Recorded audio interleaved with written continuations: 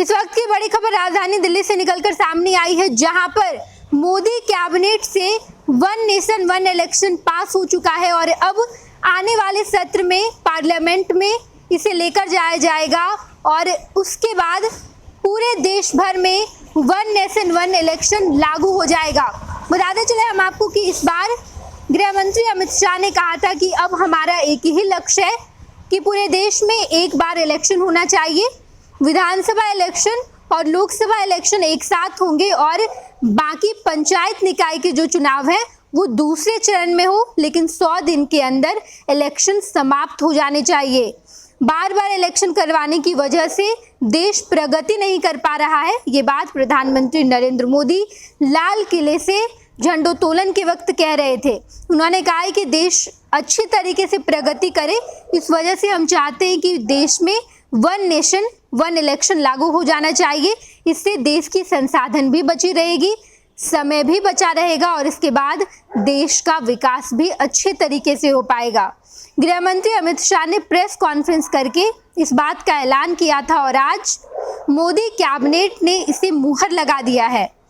अब ये पार्लियामेंट में जाएगा। इस बिल को लेकर सरकार पार्लियामेंट में जाएगी और अगर पक्ष विपक्ष दोनों इस मुद्दे पर सहमत होते हैं तो देश भर में वन नेशन वन इलेक्शन लागू हो जाएगा।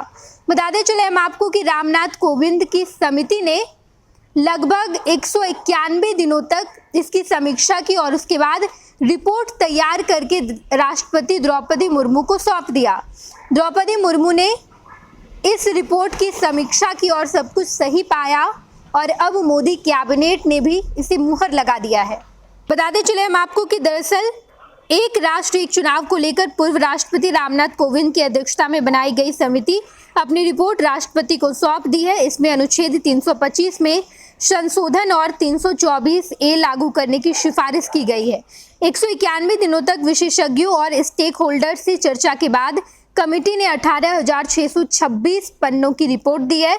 इसमें सभी राज्यों की विधानसभाओं का कार्यकाल बढ़ाकर 2029 तक करने का सुझाव दिया गया है, जिससे लोकसभा चुनाव के साथ ही इनके चुनाव भी करा लिए जाएंगे। रिपोर्ट्स में ये भी कहा गया है कि हंग असेंबली या नो कॉन्फिडेंस मोशन की स्थिति में 5 साल में से बचे समय के लिए नए चुनाव कराए जा सकते हैं। पहले चरण में लोकसभा और विधानसभा चुनाव होंगे और उसके बाद बाकी पंचायत निकाय के चुनाव भी दूसरे चरण में 100 दिन के अंदर हो जाने हैं। इसके अलावा चुनाव आयोग एक ही वोटर लिस्ट निकालेगा, उसी वोटर लिस्ट के आधार पर लोकसभा चुनाव होगा, विधानसभा चुनाव होगा और बाकी पंचायत स्तर के जितने चुनाव हैं वो भी होंगे। फिलहाल मोदी कैबिनेट ने इस पर मुहर लगा दी है। अब जब ये पार्लियामेंट में आएगा, इस बिल को पेश किया जाएगा, तो अगर पक्ष विपक्ष इस पर एक मत रखते हैं तो सर्वसहमति से पूरे देश भर में वन नेशन वन इलेक्शन लागू हो जाएगा। बाकी आप इसके बारे में क्या सोचते हैं? क्या आपको लगता है कि वन नेशन वन इलेक्शन सही है?